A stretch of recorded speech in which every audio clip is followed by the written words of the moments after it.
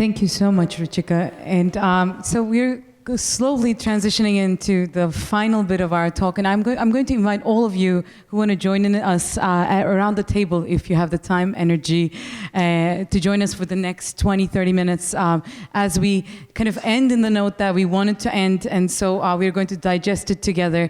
And on the board, you're seeing also our next kind of thought exchange question that will remain open beyond today. And that's asking you all, what leadership traits do we need to respond to the future of work as we discussed? So we heard from Ruchika, and we ended there, and inclusion was one, and maybe you can elaborate on that more in your own experiences as this platform allows for it. And we'll keep it open for a while, for a few days, and then kind of get a sense of it and share it with you online too, and then share with you some of our findings after the fact as kind of a takeaway from this event. Both questions, of course, we ask you too. So I'm turning it over to Hanson to kind of start the conversation a little bit and spread it around. Thanks again. And I just wanted to reflect first upon our last two speakers, Ruchika and Jodi-Ann, because I think it's amazing. By the way, this entire day has really been the brainchild of Ekin, and I just love the narrative journey you took us on as a leader, starting with the power tools and ending with the power shift. And I love this idea that whether there's the authenticity gap or speaking about what you're speaking about diversity, inclusion, and equity being something that absolutely must have to happen because it's a leadership trait, fundamentally we need to affect the structures of the institutions where we work. And this is very powerful. So even as we think about the future of work being technological, there's a whole lot of seismic shifts, that's my favorite term, happening at the same time. So thank you for addressing that. And maybe I could turn it to you for a second, Ekin, before we open this up to everybody else. We're talking about leadership now, writ large, right? You made a leadership decision around the subject that we're talking about this evening, today. You also made a leadership decision for us to go virtual when we were facing some structural challenges from our university and this incredible situation that we're facing. What were some of the dynamics going on for you as a leader in the last 24 hours, or over the last 3 months as you were thinking through this? Yeah, I will start with the future work bit and kind of the design of the day, and it wouldn't be possible without all of you, and all of you are extended parts of the room too. I want to shout out to our live stream team as well again, and it speaks to our Richard McLean, who made this possible by turning it live streamed throughout the day, and thinking with us. Actually, we talk about how live streaming is also a future mode of kind of communicating, presenting. So hopefully today was a display of that, but I'll come to that next. The first bit is that, again, I wanted us to create space to kind of be inclusive about a dialogue or create a dialogue and be inclusive of perspectives that expand what we mean by future work. So I've been thinking a lot about the future. I've always thought about the future. My original work was always about the future. I love the future, or sometimes I hate the future, right? Depending on what it brings to you. But one of the things that I realized is a lot of platforms that we see that talk about technology just talk about technology, and other platforms that talk about culture just talk about culture. And when we bring it together, right, the kind of the two sessions together today, what does it mean for us? I do not have an answer for that, but I'd love you to also think with me. So that was the thinking behind it, as you put it too. How do we kind of build that? And then ask for everyone to do that, right? Because one of the common traits today was how culture and technology and systems and people go hand in hand. So creating a platform for experimenting with people speaking about all of this together was my hope. And thank you all for being a part of collectively and thinking with us in various stages and making it possible. We made it possible, not me. In terms of this decision to be here, again, these are difficult times, but we've experimented with the model, and hopefully those who are watching us can reflect on how it turned out, but this was the best alternative to kind of giving up, and we moved forward, and perhaps sometimes experiments and future models come out of challenges, right? And we were in a challenge situation where we didn't have guidelines, as to what to do. Yesterday we heard some guidelines, so we took it, and we were already, that was our intuition, and hopefully everyone was able to engage, even though we couldn't connect in person. Yeah, I mean, even the decision to make, I think the decision around doing this takes into account many of the things we've heard today, from thinking compassionately about our community to wondering whether we could still be inclusive in how, by changing the structure of everything, and also dealing with the structure, the power structure of both our region and the institution that we work within, not getting enough direction on that. So it was just been an interesting time. I mean, just hearing this summary before we get to our invitees, obviously Kriti and Anita are Associate Director, and Alex Stonehill, who's our Head of Creative Strategy, who's been here for the entire time and helped design as well. You guys have seen the journey from beginning to end for today. As you heard Ekin speaking, do you have any reflections upon our success, or what are the outcomes in terms of how we move forward as leaders based on what we're thinking about in terms of the future of work? Do you want to go, or do you want Anita to go? Well, you're right. I'll say a couple words since the mic's right here. Yeah, it's been making me think a lot about tools for participation, and obviously we heard about that some with the Thought Exchange presentations, and hopefully everybody who's watching the stream had an opportunity to participate there. But yeah, it raises a lot of questions, once you have everything be disruptive all of a sudden, of how do you still encourage people to participate, and it makes you think about how that happens, if everybody was in the room, if we did have 200 people in this room like we'd hoped to initially. It's making me think about, well, how would they have been enabled or not enabled to participate because of some of the social structures and dynamics that our speakers were talking about. And then as we move into more virtual spaces, how are those going to be replicated or, hopefully transcended as well. So, I mean, that's where my head's at right now, but I think there's a lot more to say and think about that. Yeah, I loved how, Jodi-Ann, you said that I never thought about this thinking about speaking and thinking, or sort of think then speak. I never thought about that before, because I've always felt like that's what we aspire to, and that's what I do. But I'm going to take that totally forward with me as I engage with other people. That is so powerful. So, and that comes back to Alex's thought. Like, had we all been physically here in the room, who would we have not included appropriately in the conversation because of perhaps the bias towards that particular style? So I appreciate that. Do Kriti or Anita or anybody else want to add anything? Yeah, and then I'll give Kriti the last word before we open it up. I'm struck, building off something Ekin said, having started the day with a real emphasis on some of the technological tools, and then having a chance in the afternoon to really dig into some of the more interpersonal dynamics that we know exist. I'm wondering and just imagining, how could we take technology to allow our human frailties and limitations to have a check? Because it's wonderful to imagine how technology can make us create more vivid PowerPoints or remember our meetings or have certain efficiencies. But I'm really interested now, where my brain sits is at that intersection of to what extent can technology help trip the wires that are so socially conditioned to level certain playing fields. I know that human intent is still where it begins, but to the extent that technology can support equity, that's where I'd really love to spend more time in terms of and I think today sets that stage so beautifully because of the intentional design of the morning and then the subsequent afternoon sessions. So I'm very struck by that.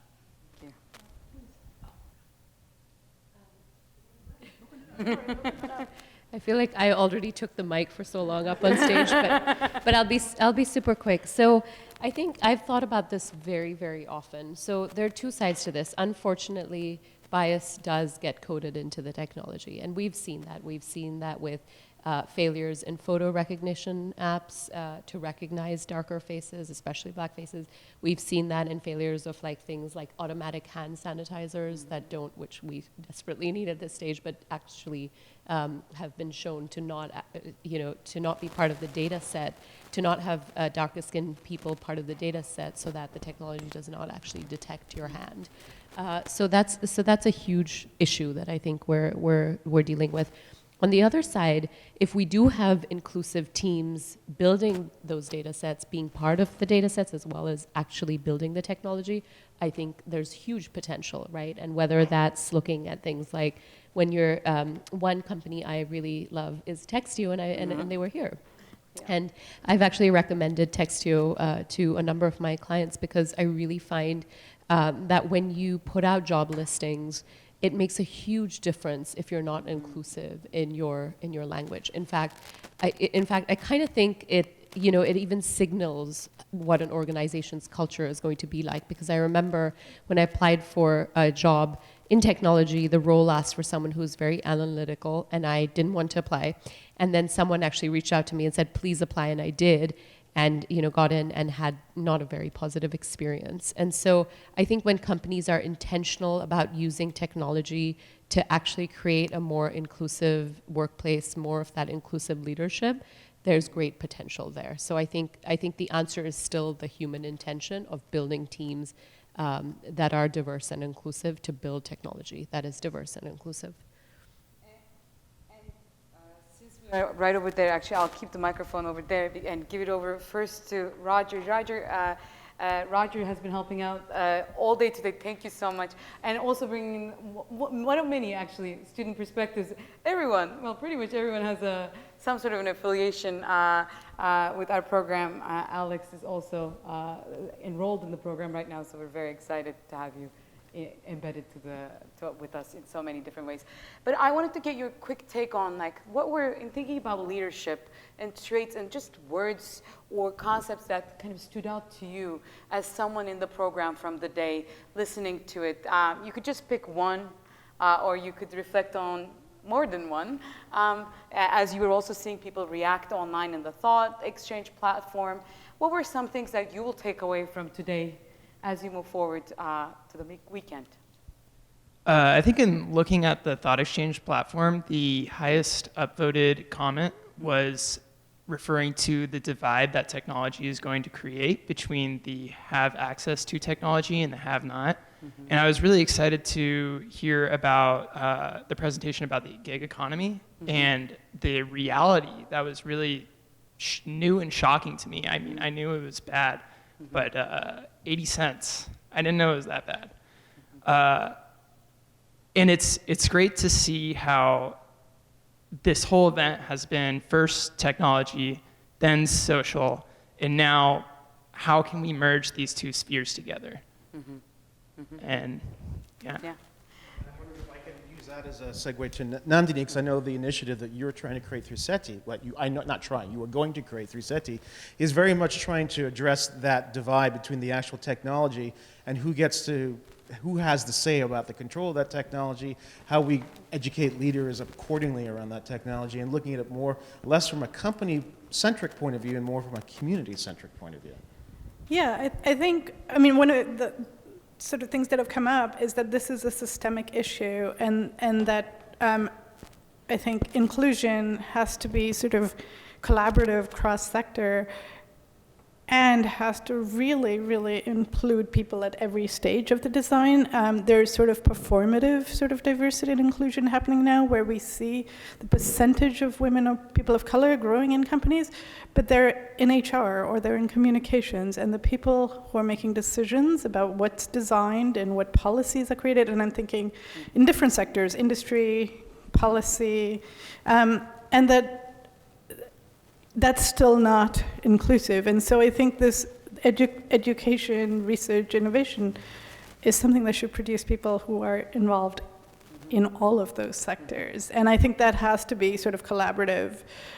It's hard for industry themselves to do it because they're in a competitive market where they have to compete on the bottom line. They need other sectors to step in. So I think there needs to be a conversation that sort of maybe policy, nonprofits, industry, education working together, because sometimes it's easier for somebody outside that particular sector to help make that decision when it's really frustrating. So I think that was sort of the role of SETI. To me, the goal is to bring people, their individual programs, their individual people in each of these places that are doing amazing things. How do we link it to create this ecosystem that can actually achieve this system? Jodi-Ann, do you think an idea or an ecosystem, I can bring the mic to you, it might be easier. Ecosystem like that would actually help address this authenticity gap that you've been talking about that seems to exist on the individual level but not enough on the structural side? Yeah, absolutely. It's interesting thinking about the examples of people or companies talking about caring about diversity, caring about inclusion, lauding that. You can see the nice little images on their website, but when you dig into it, like Nandini is saying, like you'll see people of color pooling into certain sectors and not being the decision makers, right? When I think about the examples of the gig economy, and that was so devastating to me. And I think there's this part of me that wants to celebrate the fact that change happened, in that situation and in Alicia Montano's situation with the maternity leave and Nike sponsorships. But there's also part of me that is deeply resentful and upset that it shouldn't have taken that many people, that much publicity to make change happen. And so the question is, do you want to continue to be relevant, right? Because as we see marginalized communities really accessing resources and really making waves around their careers and finances, people don't have to opt into your company anymore, right? The greater majority of businesses that were started last year were started by women. And that was being pushed by Black and Latinx women specifically. There's been almost 170% increases on businesses that were started by Black and Latinx women last year. And so be relevant, speak to what we need in a really true, authentic way, or you're not gonna be in existence anymore because people are taking hold of their power and creating new spaces for themselves. And that's what I'm talking about when we speak about transformation. Do we really want to do work and do our life and technology and all these things in the same way? Or do we want to really restructure it so we don't have this disproportionate uptake of technologies that continue to leave people who are already behind further behind? To you as an amazing tech insider with your incredible experience, Tech insider. Be gentle. It was complimentary. Listen, first of all, a lot of the disruption that we're talking about, I have personally experienced many times over. And what I find is I get knocked off the stool. And I have to dust myself off, pick myself back up, and get back out there again to sort of face things newly and learn things newly. So first of all, I think that the topic and the agenda that you've put together, all of you, has been incredible because it's widened my own perspective around the issues. And there is so much diversity of thought around the world that we're all living in today and also where things are going, right? I still took away two key words from this, which was still like democratization, and it applies in all sorts of aspects of what we're talking about in equity, right? So those are really linked, and then coming back to the purpose mindset. Those were the two things that I thought, like, okay, those are good anchors, and then go and work from there in terms of what is it that you aspire to do and how you want to shape the world of work that you're living in and the impact that you're having in the world as leaders. And then how do the tools that we've learned about, and there's some brilliant innovation coming out, how does that democratize and make things more accessible for many more people, right? So thanks to everybody who's also, stayed online and watched and will continue to watch as well. I personally enjoyed being here in person too. So I hope that helps as perspective. Yeah. And again, as we're kind of moving forward, and I want us to maybe reflect on a final kind of, or one of the final thoughts is, as you move on to work tomorrow, literally tomorrow, what would you what could you change and what would you like to change? I mean, they might be different, right? So I actually wanted to, I'll start because I'm putting you all on the spot. And again, this could be, it's speak and think at the same time because we're doing a panel, Hanson, right?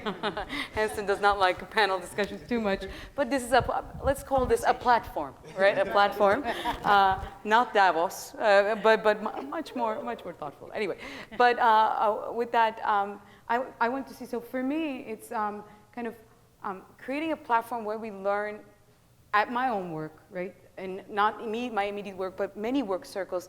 Who's in the room? More competency, and that's something actually we can do, right? I mean, we have immediately their backgrounds, learning styles. Like are there people speak or think then speak folks? Who's in the room, and how can we better understand who they are, because I think it's almost a class. So I'm looking at you, Nandini, right? So almost an educational component, and that actually is required for all of us in wherever we enter, in awareness, right? So my colleagues would have to eat a lot of Turkish food to understand what I'm passionate about, but many other things. Of course, that's a kind of a quick joke, but not really. But it's right. Those type of things, like we understand the room and we learn the room, right? And we kind of invest in the room, whatever that room might be, so that we can collectively start thinking. But I will pass it around, whatever you think. So what would you like to, what would you change tomorrow? And maybe what can you change tomorrow if they are connected? If you can't, please reflect on that too. And I'll just comment briefly in response as well. As I pass the baton literally to Ekin as she takes over on communication leadership, but things that I've been really thinking about a lot lately, especially in my espousal of using, say, the Thought Exchange platform as we engage audiences and people, is that ultimately I want to see more agency and accountability as in interrelationships, both within organizations, institutions, and especially communities. It cannot be the experts, the elites, the power, the existing power structures continuing to dictate. You have to engage, but you have to engage in a credible way that you feel like change will happen if those people do have that agency and accountability. If that happens, you begin to reduce the temperature of polarization that's been happening around the world over the last 20 or 30 years, because there's so much anger. And that's been I think that's my mission, is how do we renegotiate that social contract and how do we think about giving people that agency. Who would like to speak next to Ekin's challenging question? Okay, thank you. Yeah, because I am definitely a think and speak kind of person. So, but that actually, that's one of my key takeaways. So thinking about Nandini's presentation, and really, unfortunately, you know, the statistics around funding for women founders, I mean, it's just shocking. You know, it's just shocking last year. How many companies like WeWork had this incredible valuation and amount of cash raised for, you know, a company that at the end of the day was not very inclusive. But you know, as I think about that, I really think about designing technology and systems that are inclusive, and that we need to think about. We need to have a think and then speak and think and then do approach, you know? So do we really need another co-working space? Or if we have all this amazing technology at our disposal and we can really think about creating systems and creating good with the technology we have, let's not rush into it, right? Let's not rush into creating another app that delivers food, or, you know, lets you skip the line when you get your coffee. You know, really think about how can you use that technology for good. And I think that's not going to happen if we don't stop and think and then speak and do, right? And I say this because I am a think and speak person too, and I'm guilty of this all the time. I actually think this platform, what you've created here, is very, very powerful, because I see this in my own classrooms. When we have a regular class, everyone comes in, very quickly the thinkers that are speakers think and speak and really dominate the room. When we have virtual classrooms, which we have now had to do and experiment with, I see a tremendous shift in who participates and who's included and who isn't. So I think my key takeaway is really think and speak, think and then do, I think is what I'm thinking about. Yeah, and I want to follow up on that, because I think that there's a word that's sort of lurking and we haven't used it, which is intentionality. And I think that's been the thing that's missing. We just rush into doing, sometimes with the design of technology. And I think also in terms of these platforms, these new technologies that allow collaboration and there's still a little bit of, where now inclusion is at the listening stage, but the question is, how do the people who are involved feel they have power to influence the decisions that are made? Like what is the intention of the gathering to actually have the result be sort of reflective of all the people and who has power in that situation? So I think thinking about that. I do think sometimes technology. There's one other thing that actually I thought about as we listened through the day. There's all this technology, and it is about decision-making, that we're willing to cede decision-making to machines. And I went to a talk by Safia Noble last week, and she said, maybe then they'll be willing to cede decision-making to women and people of color. Like, we are now okay with other people making decisions. So maybe we think of technology as an opportunity to share decision-making, and whether we can design technology to truly actually do that, to share power in decision-making, in designing things, but also in structures and system change. Something I've been thinking about for a number of years, but it's also come into focus today, is that idea of unintended consequences. And that every decision and every innovation on the surface can represent something, but that there are often unintended consequences that reveal themselves after the fact. And it can be positive and, I think, negative, but in terms of even just conversations that we've had recently around issues of technology, and in the case of our current situation, where we're going into week 10 at the University of Washington, faculty members are thinking about ways in which they can make their classrooms more distributed, remote, but then that brings up conversations both in terms of participation, and I think Ruchika makes a very, very strong point in terms of the introvert, the extrovert, the cultural instincts around communication, challenging authority in a classroom, participating in a way that amplifies, and we like to talk in one of my classes about the trampolining of listening and allowing a topic to really grow. But at the same time, it came up in our faculty meeting yesterday about the fact that we make assumptions about the technology that our students have at the University of Washington. And when we move things exclusively online, suddenly the playing field is not as level as we might imagine it to be. And so there are unintended consequences in all of the ways that we walk in the world. But I think as leaders, trying to get slightly ahead and really, and this talks to that larger table and who's there that you mentioned, Ekin, and anticipate what are going to be those unintended consequences. How can we think of them in advance and then try to act and bring that compassion to understanding what they might unfold to be. It's amazing. They took all my answers.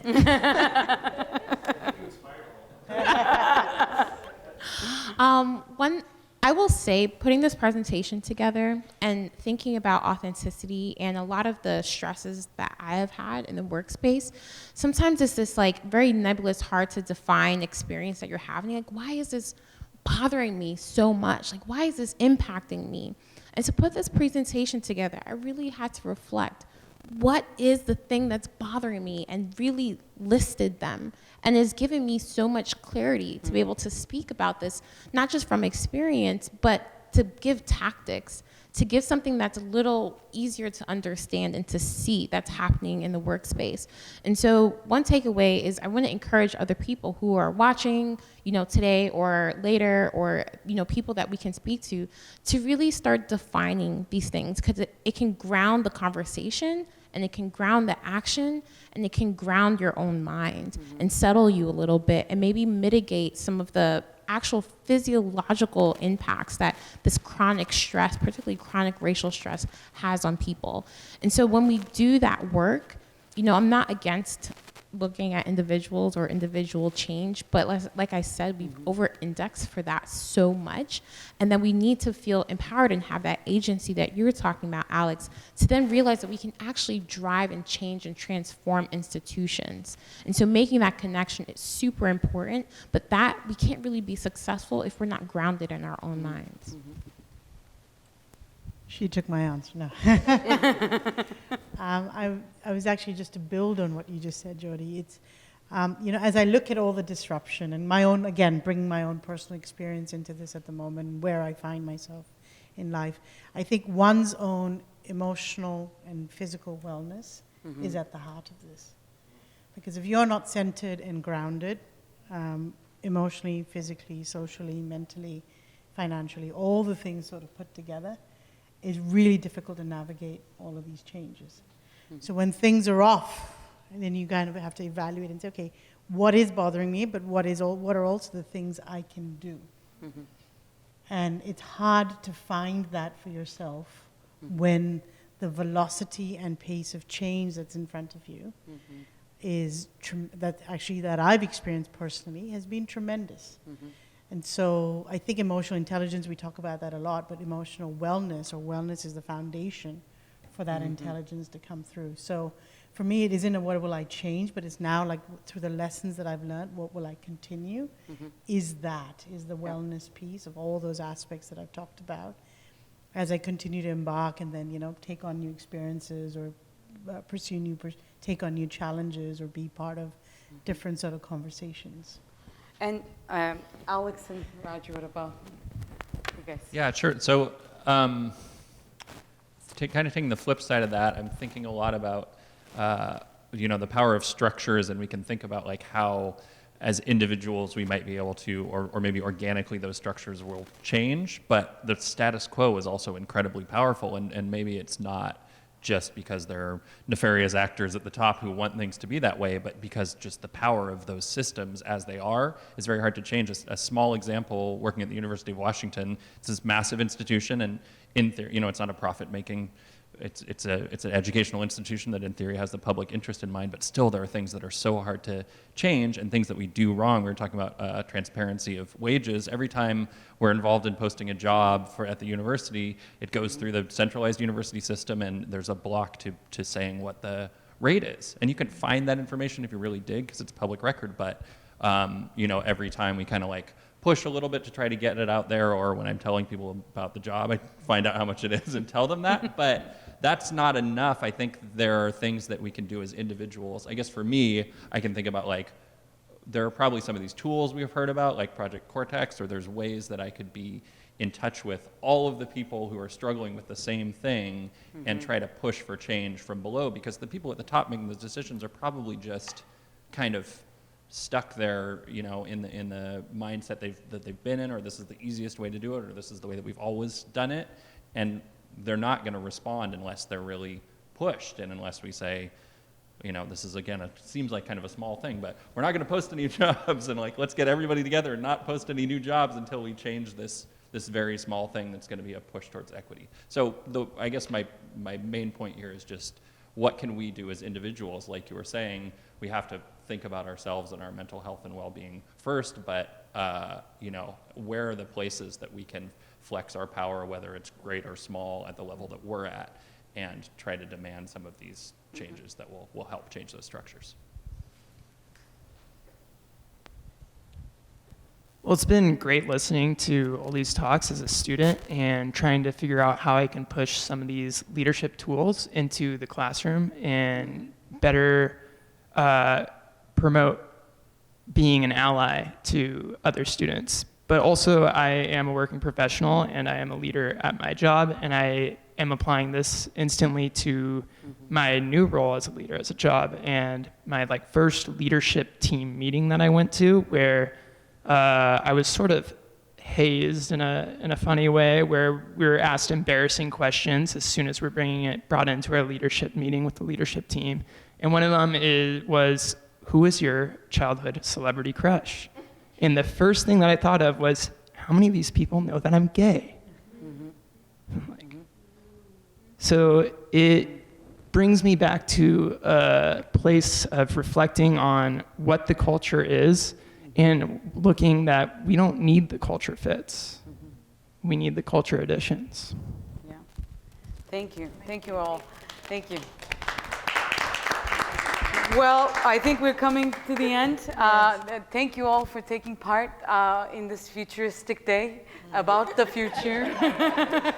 and also at a moment where we're still talking about basic equities as futuristic, right? So I just want to note that it's 5th of March 2020, where a pandemic is impacting most of the world, and where equities and very basic, universal seeming things are not universal. So we attempted at thinking about it collectively, and hopefully artifacts of this will live, and this will be one of many conversations that moves us to very many directions, interpersonally or broadly, with technology and without. So thank you all for joining, and thanks everyone. Thank you. Thank you. Elbow bump. Yeah, elbow bump.